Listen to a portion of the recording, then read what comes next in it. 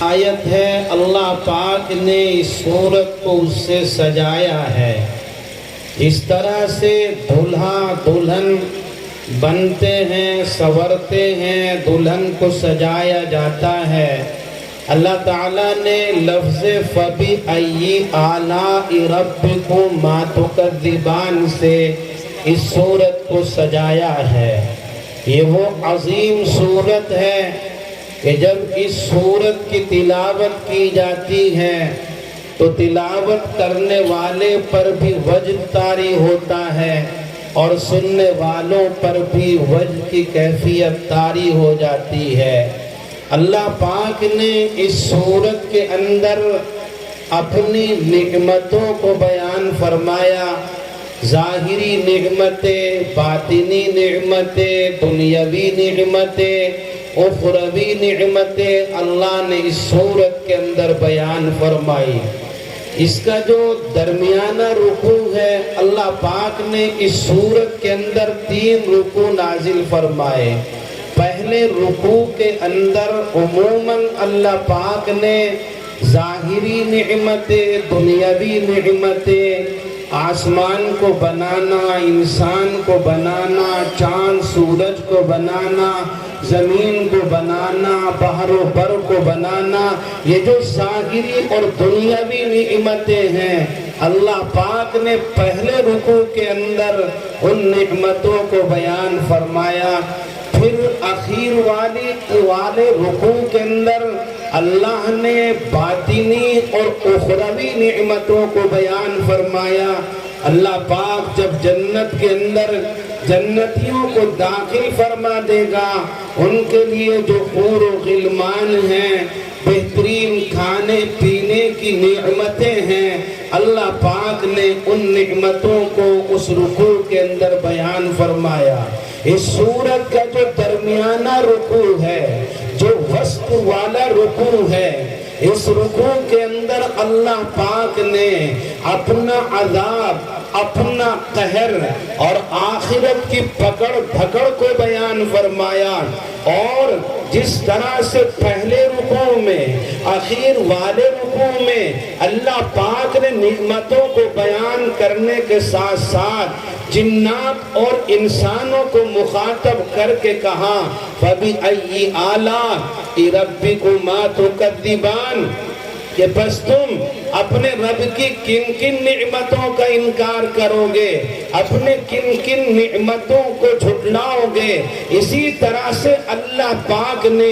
جب عذاب کا تذکرہ کیا، مجرمین کی شناخت کا تذکرہ کیا، جہنم کی سزا کا تذکرہ فرمایا، وہاں بھی یہ آیت اللہ پاک نے بیان فرمائی کہ جنات اور انسان کی جماعت تم اپنے رب کی کن کن نعمتوں کو جھٹلاؤ گے، کن کن نعمتوں کا انکار کرو گے. اس رکوع کو لے کر کے ایک جو آریہ سماج کے ایک طبقے کا بانی تھا، اس نے حضرت حجت اللہ فی الارض مولانا قاسم نانوتوی علیہ الرحمہ سے ایک سوال کیا تھا. ایک مرتبہ اس سے ملاقات ہوئی، اس نے کہا کہ مولانا آپ کو اللہ پاک نے جو قرآن دیا ہے وہ اپنی طرف سے خاص طور پر اس کو اتارا ہے، اس کی ہر صورت اتاری ہوئی، اس کی ہر آیت اللہ کی طرف سے اتاری ہوئی، مگر قرآن کی ایک صورت ہے وہ اللہ کی طرف سے اتاری ہوئی نہیں ہے، اس لیے کہ وہ بے جوڑ صورت ہے، اس کے اندر کوئی جوڑ اور کوئی ربط نہیں ہے، اس لیے وہ صورت اللہ کی طرف سے نہیں اتاری گئی. حضرت نے پوچھا کہ بھئی وہ کون سی صورت ہے جس کو تم منزل من اللہ نہیں مانتے، اللہ کی طرف سے اتری ہوئی نہیں مانتے؟ وہ کہتا ہے کہ قرآن کے اندر جو سورہ رحمان ہے یہ رب کی طرف سے اتاری ہوئی نہیں ہے، یہ اللہ کی طرف سے اتاری ہوئی نہیں ہے، اس لیے کہ ان کی آیتوں میں جوڑ نہیں ہے، ربط نہیں ہے. حضرت نے پوچھا کہ جوڑ کیسے نہیں ہے، ربط کیسے نہیں ہے؟ اس نے کہا کہ حضرت درمیانے رکوع کے اندر اللہ پاک نے اپنے عذاب کا تذکرہ فرمایا، اپنے قہر کا تذکرہ فرمایا، عذاب اور قہر کا تذکرہ یہ نعمت خدا بند نہیں ہو سکتی، یہ اللہ کا انعام نہیں ہو سکتا۔ اللہ نے اپنے عذاب کو بیان کر کے، اللہ نے اپنے قہر کو بیان کر کے، اپنی سزا اور اپنی پکڑ کو بیان کر کے انسان سے خطاب کیا، جنات سے خطاب کیا، فَبِأَيِّ آلَاءِ رَبِّكُمَا تُكَذِّبَانِ، کہ تم اپنے رب کی کن کن نعمتوں کو جھٹلاؤ گے۔ تذکرہ عذاب کا ہے اور اللہ پاک کہہ رہا ہے نعمتوں کو جھٹلاؤ گے۔ عذاب نعمت نہیں ہوا کرتا، اس لیے وہاں جھٹلانے کا تذکرہ اور اس کو نعمت بیان کرنا یہ کوئی جوڑ کی بات نہیں ہے، یہ کوئی رب کی بات نہیں ہے۔ اور خلاق کائنات کا کلام، رحمان اور رحیم کا کلام، حق جل مجدہ کا کلام، اس کے اندر جوڑ نہ ہو، اس کے اندر ربط نہ ہو، بے ربط بات ہو، بے جوڑ کے بات ہو، یہ بات سمجھ میں نہیں آتی۔ حضرت مولانا قاسم نانوتوی علیہ الرحمہ نے اس آریہ سماج کے ایک طبقے کے بانی کو جو جواب دیا وہ اتنا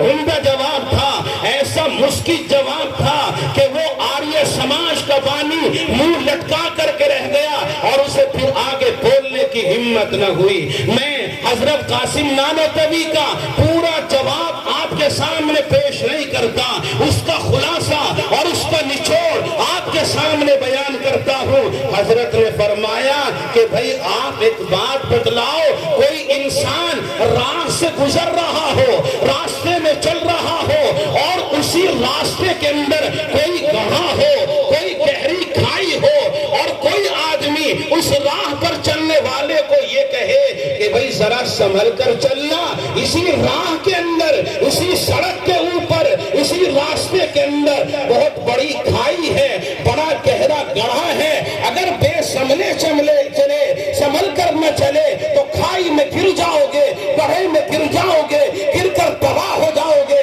برباد ہو جاؤ گے، تمہارے ہاتھ ٹوٹ جائیں گے، تمہارے پیر ٹوٹ جائیں گے، تمہارا بھیجا خراب ہو جائے گا، اس لیے سنبھل کر کے چلو۔ حضرت نے فرمایا یہ جو راہ چلنے والے کو متنبہ کر رہا ہے، بتلا رہا ہے کہ آگے کھائی ہے، آگے گڑھا ہے، آگے پریشانی میں پڑ سکتے ہو، تو بتلاؤ اس متنبہ کرنے والے کا متنبہ کرنا اس کی طرف سے احسان ہوگا کہ نہیں ہوگا، انعام ہوگا کہ نہیں ہوگا۔ آریہ سماج کا بانی کہنے لگا کہ حضرت جی یہ تو یقیناً اس کا بڑا احسان ہوگا کہ وہ تباہی سے بچانے کے لیے پہلے ہی بتلا رہا ہے کہ کھائی ہے، گڑھا ہے، گرو گے تباہ ہو جاؤ گے، برباد ہو جاؤ گے۔ حضرت نے فرمایا کہ اللہ کا متنبہ کرنا عذاب کو بیان کر کے یہ اللہ کا بڑا احسان ہے اور اللہ کی بڑی نعمت ہے، اسی نعمت کو بیان کر کے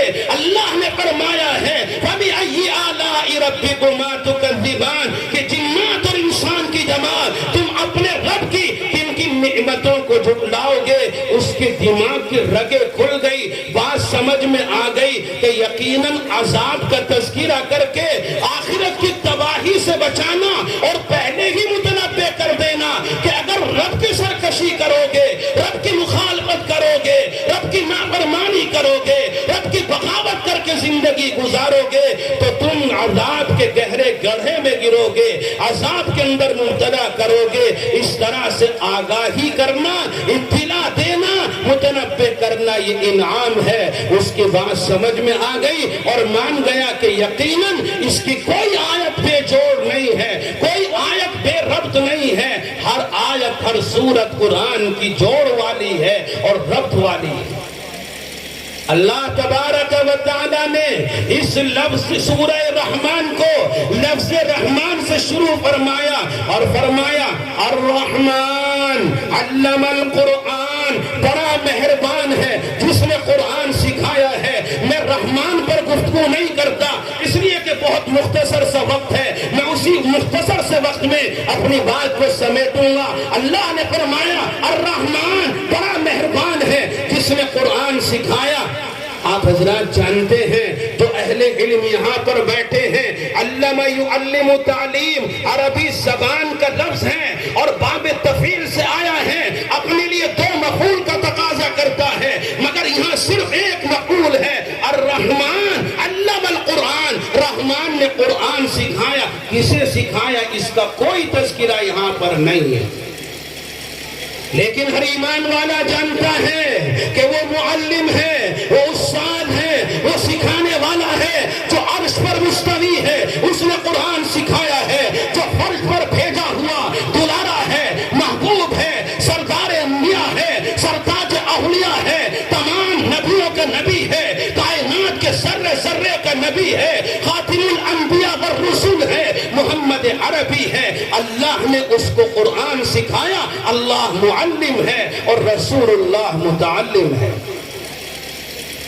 الرحمن علم القرآن، رحمان نے قرآن سکھایا محمد عربی کو، محمد عربی نے قرآن سکھایا صحابہ کو، صحابہ نے قرآن سکھایا، قرآن سمجھایا تابعین کو، تابعین نے قرآن سکھایا اور سمجھایا تبع تابعین کو۔ یہ سلسلہ چلا جناب محمد رسول اللہ سے، آج 1450 سال کا عرصہ گزر چکا ہے، وہی قرآن، وہی حروف، وہی الفاظ، وہی صورتیں، وہی آیات، وہی آیات الہیہ جو اللہ تبارک و تعالیٰ نے عرش سے اتاری تھی، لوح محفوظ سے اتاری تھی، وہی تمام کی تمام آیات آج تک حرف بحرف اس امت کے درمیان چلی آ رہی ہے۔ جس قرآن کو اللہ نے محمد کو سکھایا تھا، محمد نے وہ سلسلہ اپنی امت کو سکھانے کا شروع کیا، آج وہی قرآن مولانا نوشاد صاحب آپ کے مدرسے میں سکھا رہے ہیں، مدرسے کے اساتذہ